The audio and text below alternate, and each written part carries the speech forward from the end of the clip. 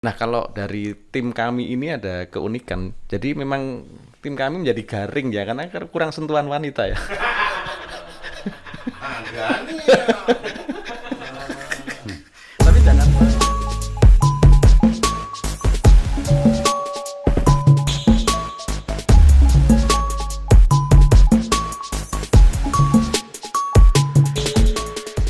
Selamat malam, jumpa kembali di podcast Darjo dari Jogja.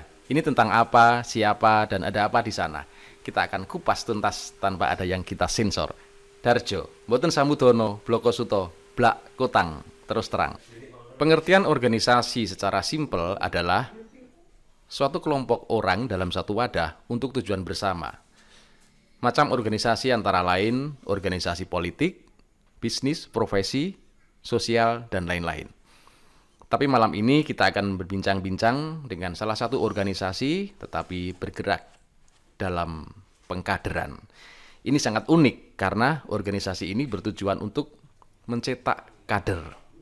Dan untuk pada malam hari ini kita telah hadir seorang tokoh yang luar biasa, Mas Roni Kintoko, Ketua Dewan Pembina Raja Tikam. Selamat malam, Mas. Malam. Roni.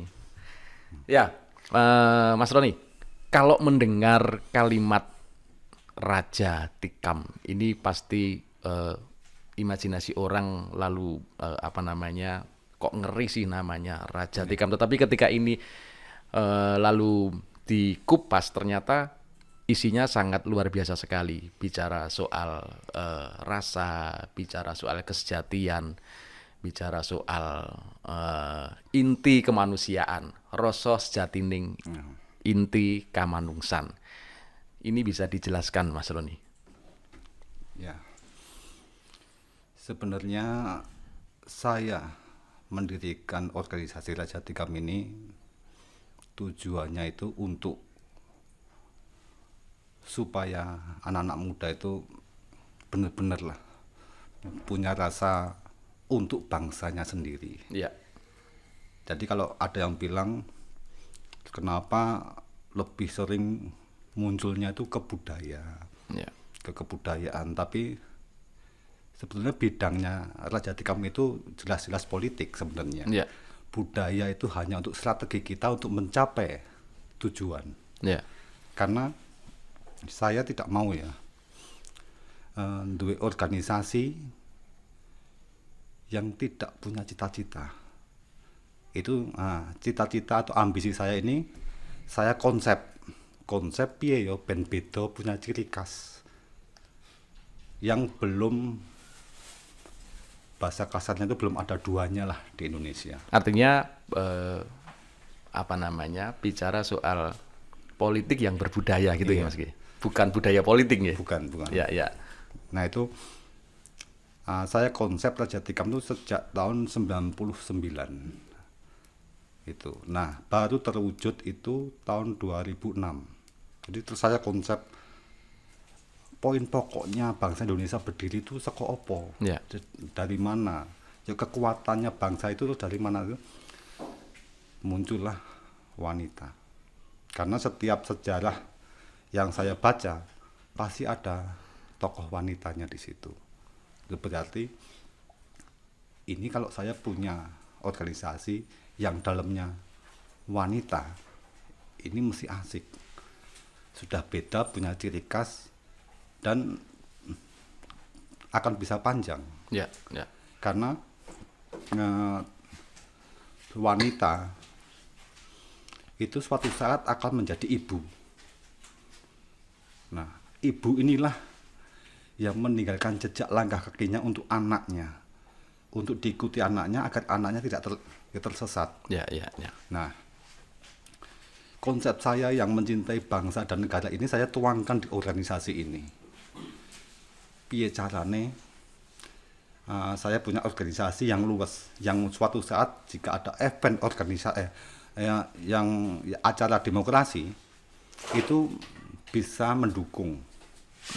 Ya kalau full kebudaya, totalitas kebudaya, bidang budaya, saya kurang berani.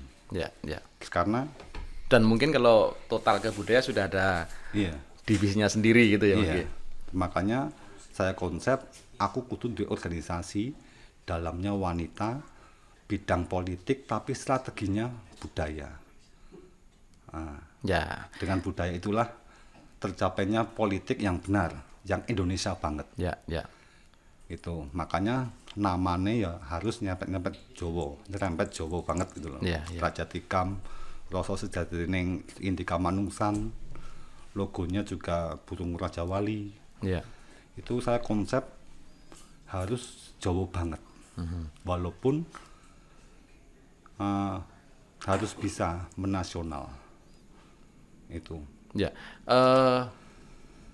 Apakah itu sudah sejak awal Mas Roni mendirikan Raja Tikam itu, atau langsung serta-merta sudah menemukan nama itu, atau itu pada nama itu ditemukan setelah proses berjalan, Mas? Pertamanya itu logo Raja Walinya itu, Mas. Dari Raja Wali dulu ya? Iya, Raja Wali itu apa toh? Ya. Ah, Itu burung ya? ya, Burung. tidak cuma sekedar burung. Terus saya konsep lebih dalam lagi, tak dalami lagi. Itu Rojo dan Wali. Raja ya? Ya, jadi budaya dan agama. Nah, dan saya sangat yakin jika antara budaya dan agama di kemudian hari pasti akan meledak, Ya. akan menjadi kasarnya tuh lawan lah. Yang satu ini mempertahankan nasionalisme budayanya, yang satu ini menggunakan cara-cara yang berbasis agama untuk menyerang nasionalisnya. Ini itu setelah burung Raja Wali baru singkatannya. Oh, jadi sebelum menemukan Raja Tikam ini terinspirasi dari dua kalimat Raja dan Iya. Wali itu ya. Iya. Baru masuk kalimat inti Kamanungsan gitu ya. Iya. Tapi kalau menarik sekali tadi Mas Roni mengatakan bahwa mayoritas anggota Raja Tikam itu wanita, dan wanita di sini dilambangkan sebagai seorang ibu. Nah, kalau dari tim kami ini ada keunikan. Jadi memang tim kami menjadi garing ya, karena kurang sentuhan wanita ya.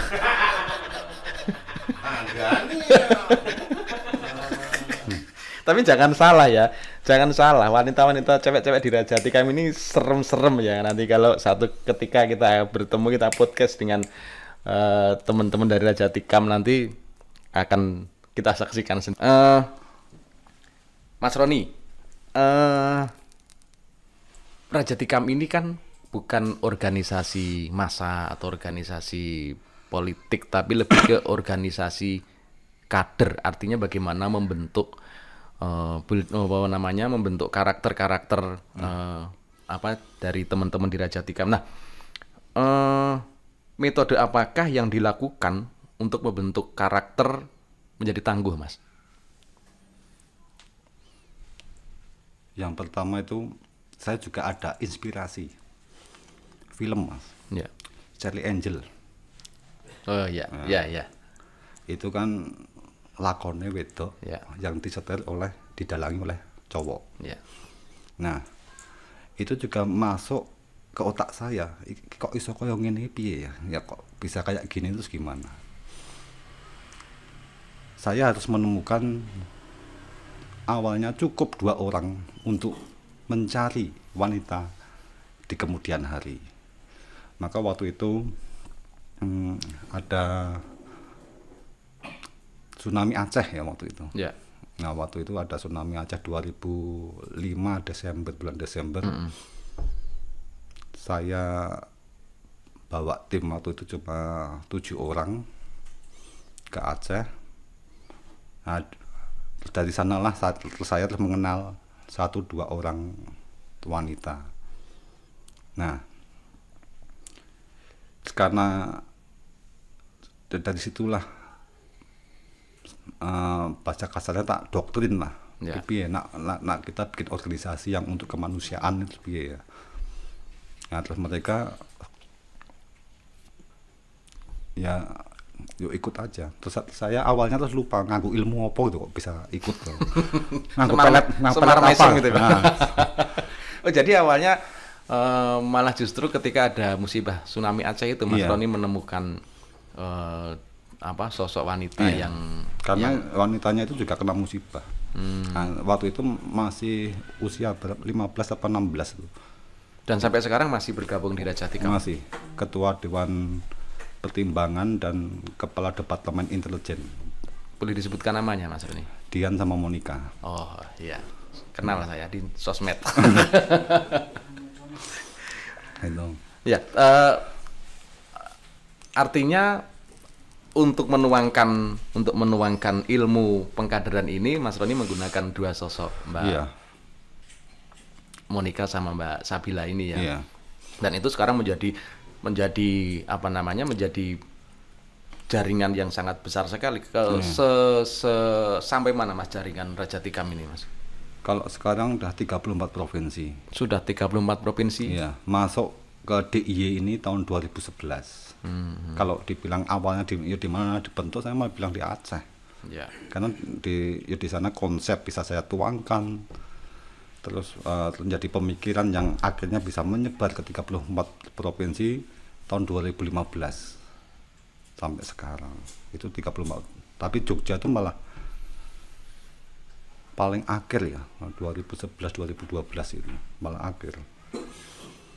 Karena saya kan agak pemalu Mas kalau sama cewek. Begitu Nah, ya. kalau masuk Jogja kok ketoknya bolone wedok kabeh kan ya. Kok Janoko ya malah. Isin. Nah, kalau untuk pengkaderan itu ya saya ikut dua orang itu. Terus mereka tuh misalnya, apalagi sekarang ini kan ada medsos. Mereka buka medsos itu, pokoknya kita cari usia 16 tahun lewat medsos misalnya. Di sekolah ini kok ada yang kayaknya berprestasi, menonjol, sinar mukanya bagus, kita coba di chat, deketin, terus kita tawarkan materi-materi tentang budaya, terus tentang Pancasila dan lain sebagainya. Dan alhamdulillah belum ada kesulitan yang benar-benar. Artinya proses perekrutan itu dimulai dengan dengan nilai-nilai yang ditanamkan tentang ya Pancasila, tentang cinta tanah air. Artinya tidak ada sebuah dan dia akan tertarik atau dia akan masuk ketika dia tertarik gitu Mas. Bukan karena ada semacam ayo kamu harus ikut saya. Enggak ya. Enggak ada. Artinya harus duwe seneng dulu dan percaya, itu baru masuk. Dan pasti tidak kalah penting adalah bagaimana menanamkan jiwa nasionalisme ini ya. Artinya bukan hanya lalu bergabung untuk coroniki istilahnya hanya sekedar rubuh-rubuh gedang dalam organisasi, tapi memang ketika masuk ini sudah punya jiwa leadership yang kuat ya. Makanya dan ini sangat kelihatan sekali karakter dari teman-teman di Raja Tikam ini sangat kuat untuk nasionalismenya gitu nih Mas. Iya. Yang saya maksud kader itu kan gini Mas, kita tidak merekrut anggota. Jadi orang yang masuk di Raja Tikam itu sudah kita pilih, yuk kita seleksi dulu. Terus kita lihat tingkah lakunya piye, keluarganya gimana. Sampai segitunya? Iya, sampai detail. Bahkan untuk satu orang, kita mau merekrut satu orang itu bisa 3-6 bulan. Gitu. Diawasi terus perkembangannya piye. Nah, setelah itu baru kita temui, yuk kita ya terus kasih cerita lah, yuk kita punya ini, kowe mau ikut enggak gini. Dan belum pernah ada yang bilang enggak gitu, belum pernah. Artinya kalau setelah proses pendekatan itu dimulai lalu dilanjutkan dengan follow up itu mayoritas pasti bergabung gitu Mas. Mas Roni, proses pengkaderan ini dilakukan by person, artinya face to face atau memang lalu ada diklat semacam apa yang khusus dilakukan setelah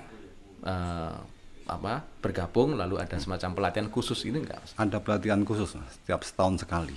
Setahun sekali? Iya, setahun sekali. Tingkat nasional setahun sekali, tingkat daerah itu juga setahun sekali. Sebenarnya itu. Jadi terus kita kumpulkan, istilahnya kita diamkan dulu dengan ya tiap hari datang ke rumah. Terus kita tetap kasih masalah-masalah Pancasila lah, anak kayak gini nggak bagus, gini nggak bagus. Nah, kita setelah siap terus jadi ikut di diklat itu. Jadi masuk ke diklat ada posisi mental tak? Oh ini sudah oke, maksudnya sudah terkondisi. Kalau boleh tahu materi diklatnya itu seperti apa, Mas Roni? Tentang organisasi itu pendalaman organisasi, nilai-nilai ideologi, kebangsaan, cuma semacam itu. Terus harus berani menampilkan bakatnya. Ini yang berkaitan Ya, dengan terus karena gini Mas, wanita itu kalau diberi kesempatan untuk menampilkan bakatnya, dia pasti akan ikut. gitu ya, menunjukkan Iya. apa yang dia punya gitu Iya. ya. Mas. Itu. Kalau goal sendiri dari, artinya target akhir dari Rajatikam ini apa, Mas Roni? Saya belum menargetkan sesuatu, tapi keinginan saya ada kader yang bisa ikut membuka pintu gerbang kemerdekaan Indonesia suatu saat nanti. Tapi jelas bukan sekarang, pasti suatu saat itu akan terjadi lah. Artinya Mas Roni mengharapkan ada kader yang pasti itu muda, Iya. itu bisa melakukan loncatan untuk membukakan pintu gerbang kemerdekaan gitu ya, Mas. Iya. Luar biasa sekali. Mas Roni, sejak organisasi ini berdiri, apa yang telah dilakukan secara nyata untuk bangsa dan negara ini, Mas Roni? Kalau saya sendiri nggak bisa ngelihat Mas, APL wong kan dari luar gitu. Tapi kalau selama ini alhamdulillah saya merasa tetap berjalan di jalan yang benar, jalan ideologi Pancasila, dan bendera kita cuma merah putih. Ya. Itu yang sampai sekarang ya. Untuk kedepannya yaitu tadi bisa lebih lah membuka pintu gerbang kemerdekaan yang sebelum usia saya lanjut ataupun meninggal, saya ingin bisa melihat anak didik saya bisa berbuat besar untuk bangsa dan negara. Kalau impian besar ya ada salah satu besok yang jadi presiden lah. Ya, Gitu. itu artinya goal besarnya seperti itu, Iya. Mas Roni. Iya. Ya, kalau mendengar kata kader ini pasti imajinasi orang pasti lalu ke arah generasi muda. Metode apakah yang digunakan oleh Rajatikam untuk membuat para generasi muda ini tertarik untuk masuk ke Rajatikam, atau dalam apa namanya, dalam artian bagaimana menarik anak-anak milenial ini untuk membangkitkan jiwa nasionalismenya, Mas? Itu ya seperti yang terus tadi Mas, terjadi kita bikin acara-acara budaya, bikin acara musik yang mereka tidak perlu kita beri penjelasan oke apa toh, tapi kalau generasi sekarang kan mencari sendiri. Enggak, ya. Apa toh kuwi yuk di Google atau apa. Nah, dari situ selama ini ya akhir-akhir ini ya tahun 2017 sampai 2020 ini banyak yang ngechat di medsosnya organisasi itu gimana caranya gabung, dan itu terus saya lihat anak-anak muda semua. Anak-anak muda. Jadi kalau piye to caranya biar mereka tuh bisa ikut tuh, lah mereka datang sendiri. Beda dengan yang dulu kita datengin, tapi sekarang udah mulai mereka yang datang. Malah justru mereka sendiri yang Iya. menginginkan bergabung di Iya. Raja Tikam katanya. Iya. Tapi karena ini terkait dengan biaya ya, terjadi selama ini yang pengen bergabung tidak semuanya harus saya ambil. Diterima gitu. Artinya tetap ada selektif gitu ya. Iya. Karena kan kita cuma kader ya. Jadi seperti kalau mau pilkada gini, apa pilpres itu kita cukup lah bikin tim 7 orang per RT atau 7 orang per kecamatan untuk memengaruhi masyarakat yang di situ agar satu pilihan dengan kita. Itulah yang kader itu. Ya, ya. Jadi bukan organisasi massa, tapi kita melakukan pengkaderan terhadap masyarakat Ya, agar ikut bersama Raja Tikam satu pilihan. Itu karena ya kalau kita turun semua, waduh biayanya pasti. Ya, dan apalagi pas situasi pandemi seperti ini Iya. pasti tidak mungkin akan turun Iya. bareng-bareng gitu ya. Nah, bicara soal pilihan yang menjadi bicara soal pilihan. Tadi Mas Roni mengatakan soal pilkada. Apakah Raja Tikam sudah menentukan pilihannya untuk mendukung siapa, Mas? Beberapa daerah sudah, cuma daerah istimewa Yogyakarta belum, karena Raja Tikam itu kan disorot sebagai organisasinya Jogja. Padahal kan luas ya. Nah, ini jangan sampai kita salah pilih terus kalah. Pokoknya yang saya tekankan ke para pengurus, pilihlah yang pasti menang. Ya. Piye caranya embuh gitu loh. Pokoknya jangan sampai salah sampai saya bikin surat. Kalau salah pilih, ketua dewan pimpinan cabangnya pasti saya pecat. Jika suatu saat misalnya Sleman pilih A kalah gitu, dia harus keluar dari. Nah, untuk menentukan itu, Mas, pasti Mas Roni punya metode ya untuk menentukan siapa sih yang layak atau siapa sih yang memang pantas memimpin satu daerah. Itu kalau boleh, Mas Roni, seperti apa metodenya, Mas? Tiap kepengurusan cabang ya, kayak kabupaten tuh atau kota itu memiliki tim medsos, tim intelijen yang untuk terus memantau calon-calon ini. Bahkan ada yang masuk ke calon A, calon B, yuk hanya untuk biar kenal, yuk lebih dekat. Karena untuk menentukan pilihan, Raja Tikam itu kan banyak wanitanya, Mas. Naluri lebih dipakai. Ya, Mereka ya. akan tahu, wah kok udah nggak enak Ya, diajak ya. bicara. Padahal kalau si calon pemenang itu diajak ngobrol, diajak ketemuan tuh pasti enak. Ya. Karena apa? Gusti Allah di belakangnya. Ya. Ya kan? Udah diajak omong susah, dihubungi susah. Sebelah demit. Baru nyalon aja udah susah ditemuin gitu. Dan pasti kalah gitu loh. Gitu. Gitu. Jadi memang lalu ada banyak tim yang turun di bawah bagaimana mengorek informasi sebanyak mungkin tentang calon yang mana yang akan didukung gitu Mas. Mas Roni, kita pernah mengadakan pertunjukan wayang atau Raja Tikam pernah mengadakan pertunjukan wayang beberapa kali di Jogja. Oke, kalau di Jogja kita sudah sangat familiar dengan wayang. Nah, bagaimana dengan daerah-daerah yang lain? Katakanlah tadi Mas Roni mengatakan bahwa jaringan Raja Tikam sudah ada di banyak provinsi. Misalnya kayak di Bali suasananya seperti apa, di Kalimantan seperti apa. Bisa diceritakan Mas Roni? Ya.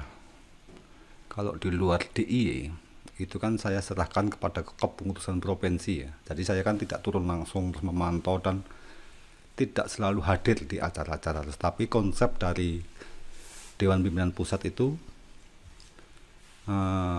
tiap pengurus Raja Tikam tingkat provinsi itu kalau mengadakan acara apapun, entah itu acara musik atau acara yang bersifat kemanusiaan, itu harus ada bumbu budayanya daerah setempat. Itu wajib, karena juga seragam kita yang untuk pengurus tingkat provinsi itu juga seragamnya adalah baju daerah, tidak pakai logo Raja Tikam. Dan sering juga kita tidak pasang spanduk ini acaranya Raja Tikam, itu tidak pernah, karena kepuasan batin itu tidak harus tertulis, Mas. Betul. Jadi oh, anak buahku sing ngadake wayang ning kono. Anak buahku ya wis ngadake musik budaya di Kalimantan misalnya. Itu tidak perlu Raja Tikam dicantumkan namanya, itu tidak perlu. Karena tujuan kita tuh bukan untuk terkenal. Tujuan kita bukan untuk populer. Tapi tujuan kita itu adalah menanamkan yang paling utama itu aku puas gitu aja. Tujuanku ini organisasiku yang bikin aku merasa puas udah. Jadi kita acara-acara terus budaya itu di Jogja sering Mas, tidak cuma wayang, tapi tidak pakai embel-embel organisasi itu sama sekali tidak. Bahkan Wong Raja Tikam sendiri yang pengurus itu pada nggak tahu, itu juga sering yang demikian. Jadi yang paling penting terus pengurus Bali mengadakan acara udah terus bikin apa sini udah mengadakan acara ini asal udah artinya laporan kegiatan itu lebih internal ke Dewan Pimpinan Pusat kan Mas ya, tidak harus terpublikasi di sosmed enggak ya, karena itulah kadernya banyak wanita. Saya tetap harus hati-hati, jangan sampai mereka ada yang benci saya, ingin menjatuhkan saya, Raja Tikam yang jadi korban. Saya tidak mau itu. Karena sedemikian kita mau bikin acara besar, tingkat daerah, tingkat kabupaten kota, nggak usah pakai nama Raja Tikam, itu nggak masalah bagi saya. Yang penting kalian itu sudah saya didik harus berani menjadi pemimpin, membuat acara yang tidak saja berguna bagi kalian, tapi juga orang lain. Minimal masyarakat sekitar. Masyarakat. Jadi tidak perlu Raja Tikam selalu dimunculkan di setiap acaranya, itu nggak perlu. Pernah ada nggak Mas pandangan negatif terhadap Raja Tikam Mas? Kalau secara organisasi nggak ada. Mereka mengarahnya tetap ke saya. Gitu ya. Iya, kok iso iki nganggo pelet opo gitu. Kalau Pak Catur terus juga pasti gitu. Mas Roni pakai pelet opo ya itu negatif banget itu. Ya, bukan negatif tapi penasaran itu. Penasaran. Nah, kalau gesekan Mas, maksud saya pernah terjadi nggak gesekan dengan organisasi lain? Karena ya mungkin ada faktor organisasi kok sini cewek tok toh nih, seperti pernah ada nggak Mas? Lewat medsos ya. Kalau fisik belum belum ya. Medsos saja. Berarti nggak sampai fisik yuk gelut. Cewek sama cowok itu belum pernah. Belum, tapi ya gesekan secara mungkin secara kata-kata saja gitu Mas. Mas Roni, berkaitan dengan ketika Raja Tikam membuat acara itu tidak selalu menggunakan logo, tidak selalu dipublikasikan lewat sosmed. Nah, pertanyaannya, parameter keberhasilan dari sebuah acara itu menurut Mas Roni seperti apa, Mas? Tiap provinsi yang mengajukan acara kepada saya itu pasti punya tujuan, Mas. Nah, saya anggap berhasil jika mereka tujuannya juga sudah berhasil. Misalnya yang mereka arah itu jumlah penonton. Satu daerah lain, aku mau bikin acara lah biar untuk bisa menarik simpati. Jadi tiap daerah beda-beda. Atau misalnya satu buat acara untuk pentas amal gitu-gitu. Iya. Jadi ya tergantung tujuannya, berhasil atau enggak. Artinya sebenarnya konsep acara itu yang membuat justru bukan dari Dewan Pimpinan Pusat, tapi dari daerah ya, dari mengajukan ke pusat gitu Mas. Mas Roni, saya baca di profilnya Mas Roni, Anda ini seorang ketua Dewan Pembina Raja Tikam, tetapi di sisi lain Mas Roni adalah bagian tim kerja dari Menpan RP. Bagaimana Mas Roni membagi waktu? Apakah ini berbenturan atau tidak? Lalu bagaimana cara jenengan membagi waktunya, Mas? Kalau membagi waktu jelas nggak ada masalah, karena sudah ada ketua umum, ada sekjen, ada para ketua provinsi. Tugas saya cuma selama ini menerima laporan saja. masalahnya apa, kita mau bikin apa, terus selama ini siapa saja yang ganggu, ayo ada apa, ada yang mau diganti enggak, pengurus ini jelek gitu. Ya, gitu, pada minta diganti enggak aja, cuma Nggak itu. laporan gitu ya. Iya, Soal benturan nggak ada nih Mas ya. enggak ada. Tapi Sementara secara mungkin secara politik gitu nggak ada Mas. Secara kepentingan ya ada, terus tapi nggak secara langsung lah, Ya, paling ya. cuma ngomong di belakang gitu ya. yang anak-anak, terus mungkin saling serang, terus tapi nggak sampai ke kuping saya, itu juga mungkin banyak. Ya. Kan yuk rapenak yuk dikit-dikit pembina tahu gitu, enggak.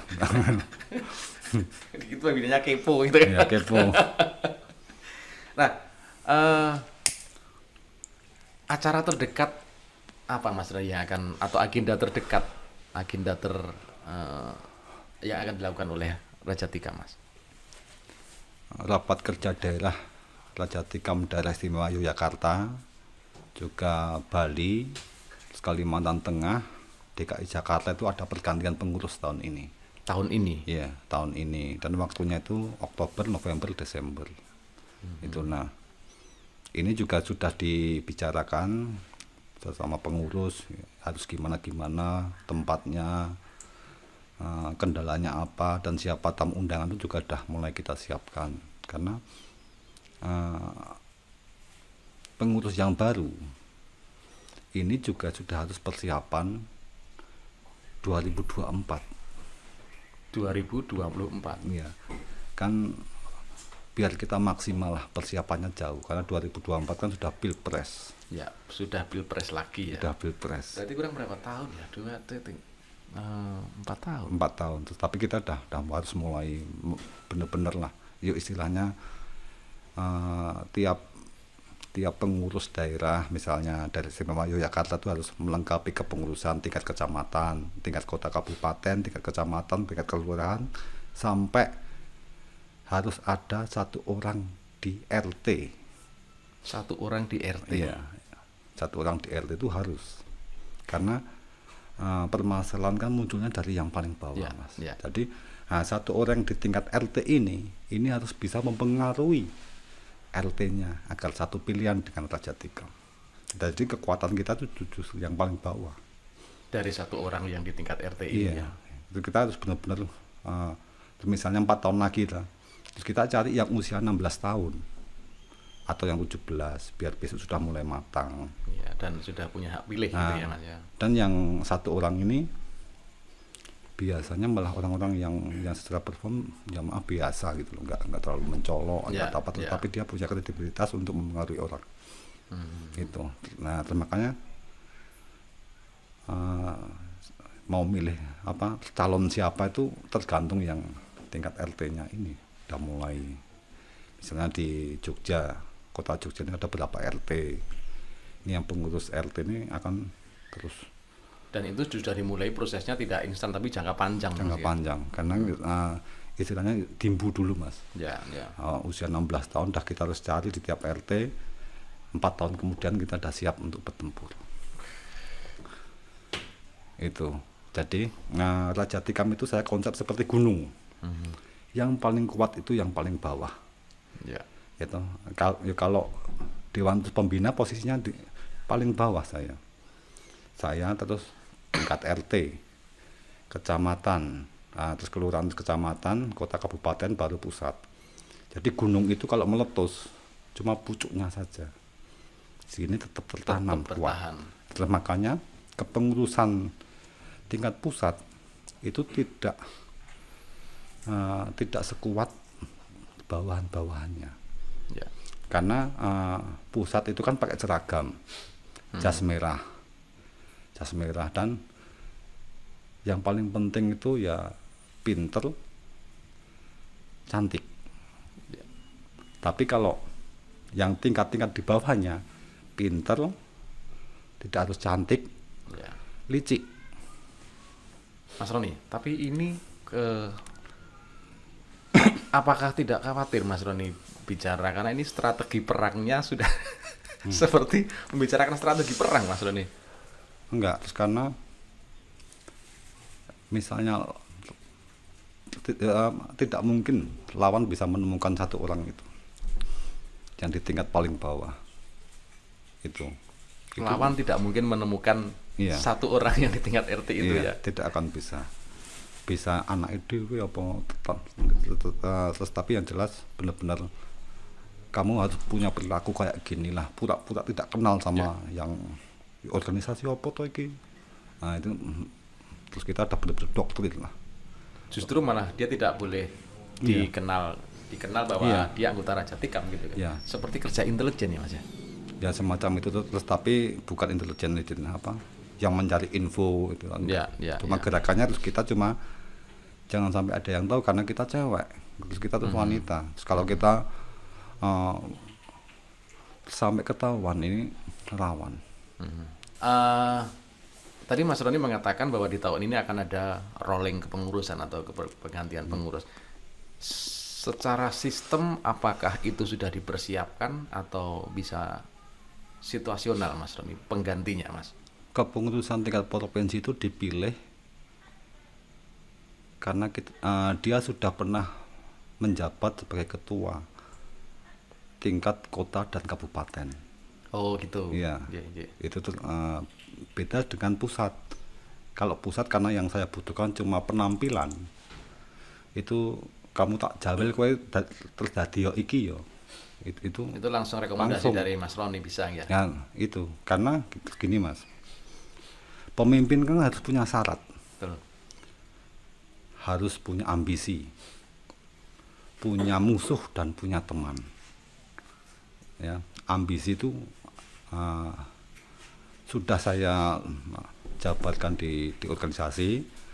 Terus musuh pun kita harus ciptakan gitu. Jangan sampai musuh yang datang untuk Raja Tikam itu dikirim oleh Allah. Kita tidak akan bisa menang. Jadi organisasi itu piye caranya harus duwe musuh yang kita ciptakan sendiri. Ya. Itu.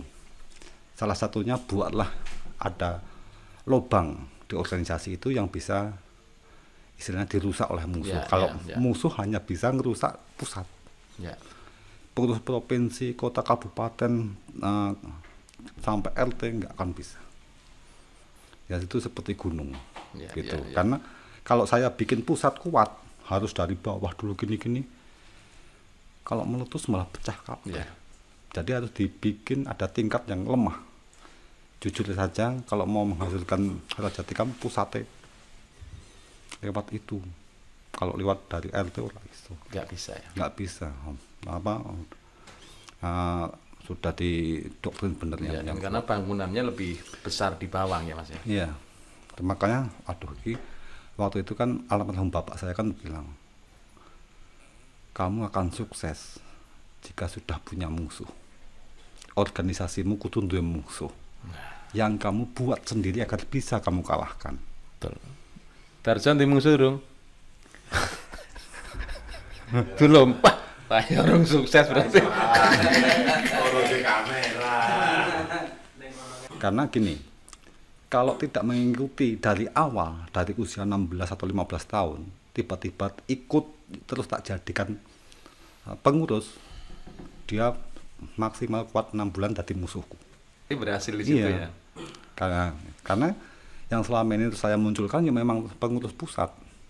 Kalau mereka bisa bertahan, bisa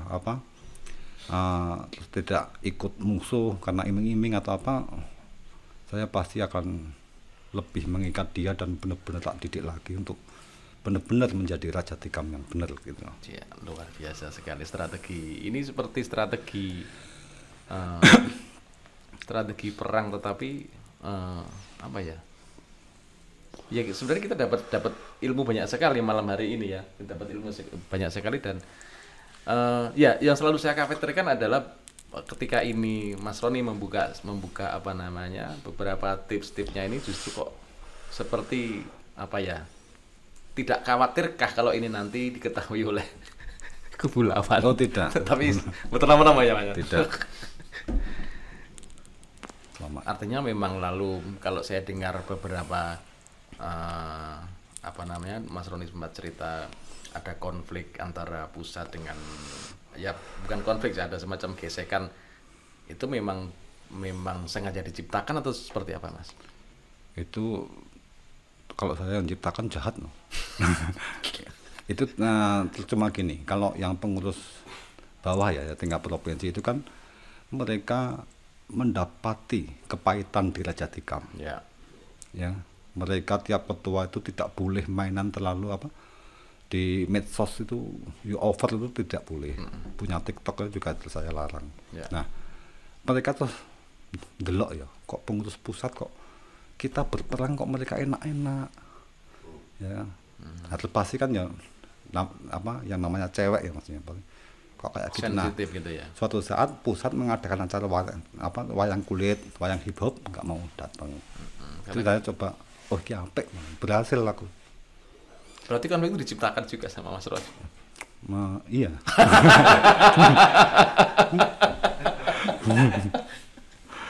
Ya, kalau mereka terlalu dekat saya malah khawatir. Ya. Waduh, ini ada sesuatu yang salah dalam program saya berarti. Karena kalau sudah DPP sudah berhasil mendekati provinsi, rapat dekat gitu. Ini berarti ada ilmu saya yang kecolongan yang diambil DPP untuk memengaruhi provinsi. Itu makanya saya ya kalau ada misalnya bikin acara wayang kulit pusat gitu, provinsi nggak datang, aku ayem. Ini sukses, buat saya sukses besar loh. Tapi kalau sudah mulai nongol, waduh jangan apa aku gitu. Karena ya itulah, organisasi harus punya musuh yang kita ciptakan sendiri. Dan jangan sampai yang orang lain ciptakan. Ya. Itu belum tentu bisa saya menangkan. Karena sebetulnya kan gini Mas, saya sudah terbiasa kumpul sama cewek, otomatis kan secara mental ya nggak begitu kuat terus keras ketika kumpul sama Mas Benyek terus misalnya. Ya. Misalnya adu jago kan. ini kan nak kumpulnya kalau cewek-cewek yang bahas kosmetik, ya. belanja tas ini, ya, ini ya. kan ya aku terus jadi halus. Ya. Secara mental kan sebetulnya kalau fat jujur malah nggak siap gitu. Tetapi secara strategi mungkin lebih siap. Iya, siap. Mas Roni, kalau bicara Raja Tikam pasti tidak bisa lepas dari yang namanya budaya. Nah, aplikasinya seperti apa sih? Bagaimana menciptakan generasi yang berbudaya ini, realnya seperti apa, Mas? Kita jelas menjunjung tinggi perilaku ya, dua perilaku yang berbudaya. Contohnya harus menghormati orang tua, ya. Mau pergi ya cium tangan, ya. kula nuwun kalau mau datang apa. Nah, itu juga kita atur dalam ADART. Itu masuk dalam ADART? Iya. Jadi salah satunya juga waktu kita istilahnya bertempur ya di kancah demokrasi itu, yang harus kita lawan juga yang minimal orang yang sama-sama muda, seusia gitu. Iya, jadi tidak misalnya kita dibully orang tua terus balesnya ya kurang ajar, itu malah sering tak marahin gitu, ya. gitu.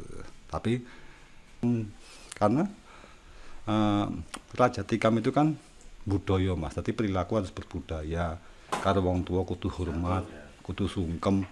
Kalau lawan kita di medsos wong tua, dosa. Itu udah nyalain ADART.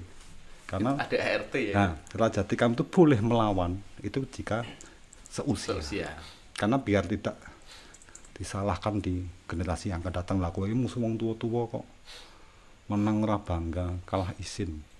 Sampai sekarang anak-anak tuh ya agak downnya gitu. Sudah jelang pilkada, tapi lawan yang istilahnya sepantaran itu belum ada. Kekecewaannya justru di situ iya. ya. Karena tidak boleh melawan orang tua. Iya, ini itu kudu piye apa bubar wae piye lho kok, karena kita tuh udah persiapan pilkada 2020 ini sudah sekitar 3 tahun yang lalu ya. Sebelum pilpres kita sudah siap untuk apa ke pilkada. Nah, pedang yang sudah tajam ini malah nggak akan ada gunanya jika yang muncul cuma itu saja. 5 tahun yang lalu itu muncul, sekarang muncul lagi. Jadi itu bukan alasan lebih menyerang kepada yang lebih tua, tetapi karena memang sudah mempersiapkan untuk bertempur dengan lawan seusia, tetapi justru yang muncul adalah nun sewu orang-orang yang tua yang itu tidak boleh dilawan oleh teman-teman dari Jatikam gitu ya. Ya terus tidak bisa dibully lah istilahnya. Kita harus, padahal setiap kita posting harus tentang pilkada atau tentang pilpres itu yang bully malah orang tua gitu loh. Lagi orang tuanya itu saya ngajari sopo gitu, malah bingung gitu. Tapi kalau itu terus menerus itu bisa dijadikan senjata oleh lawan, Mas. Ini caranya melawan Raja Tikam ya dengan itu yang dimunculkan orang-orang tua, karena nggak mungkin akan dibalas. Iya. Salah satu cara untuk melawan yang tua-tua ini ya kita cuma paling sindir-sindiran. Jadi nggak yuk frontal gitu ya. Frontal itu terus kita jangan sampai lah melawan dengan sopan. Gitu, itu wajib jika yang kita hadapi itu orang yang tua, jauh lebih tua, karena medsos itu orang-orang yang usia 60-70 itu masih main tuh. Kan masih ribut gitu. Ya. Kalau tentang ada payung kalau tentang kayak situasi pandemi gini nggak ada kegiatan maksudnya kegiatan yang soal nyembuh apa misalnya bagi masker atau apa enggak ya? Kalau gini, kalau kita tuh pandemi turun ke jalan kan podo bumerang, Mas. Kita tuh menyuruh orang di rumah saja neng metu kan aneh. Nah, kita cuma bantu posting berapa jumlah positif. Gitu. Yang sembuh berapa, pokoknya selalu mengabarkan kabar baik gitu. Kabar baik ya. Kabar baik yang harus kita angkat, dan terus tidak saya medeni kalau saya organisasi sebelah itu orang. Organisasi sebelah. Orang. Iki engko nak lockdown kudu ngene, kudu harus gini, kok ganti presiden kok enggak. Kita pokoknya kayak kabar baik bahwa Indonesia selama ini tuh mengalami pagebluk itu tidak cuma sekali ini. Nih, menghadapi situasi pandemi COVID-19 ini. Kalau tadi Mas Roni bicara soal tragedi tsunami dan lain sebagainya, apakah di pandemi COVID-19 ini teman-teman dari Raja Tikam juga ada agenda atau kegiatan, Mas? Agenda turun ke jalan tidak ada, karena kita kan sudah melihat organisasi lain juga melakukan. Sedangkan Raja Tikam itu harus punya ciri, baik secara taktik atau apa itu harus punya ciri. Nah, dan tidak boleh sama dengan organisasi sebelah. Tidak boleh sama. Nah, yang kita lakukan itu ikutlah himbauan pemerintah di rumah saja sambil mempromosikan seperti yang negatif berapa, yang positif berapa, yang meninggal berapa, juga selalu mengabarkan kabar baik, bahwa memberi optimis bahwa Indonesia pasti bisa bangkit dari situasi saat ini, baik ekonomi, politik, sosial itu pasti setelah ini kita bisa bangkit, karena tidak cuma sekarang Indonesia itu mengalami hal pagebluk seperti ini, tapi sejarah sudah membuktikan bahwa Indonesia itu negara yang kuat, yang selalu bisa mengatasi masalah.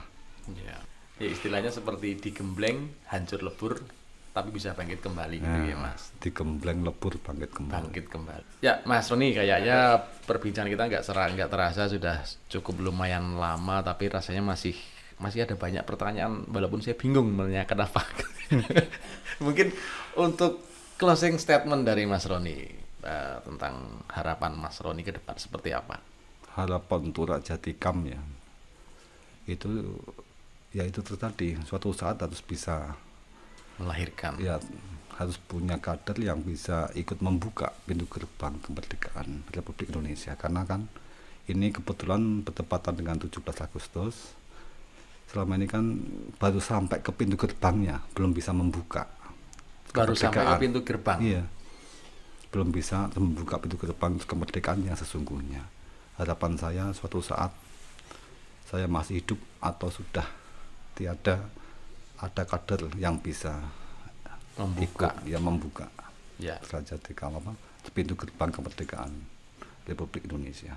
Ya. Dan saya mungkin di alam sana juga sangat bangga. Terima kasih Mas Roni atas kehadirannya, dan malam hari ini dari teman-teman tim Darjo juga mengucapkan selamat ulang tahun kepada Mas Roni. Terima kasih. Semoga panjang umur dan sukses selalu. Amin. Baiklah teman-teman, demikian tadi bincang-bincang kita dengan Mas Roni Kintoko dari Ketua Dewan Pembina Rajatikam Roso Jatining Inti Kamanungsan. Sampai bertemu kembali di acara podcast Darjo selanjutnya. Cus.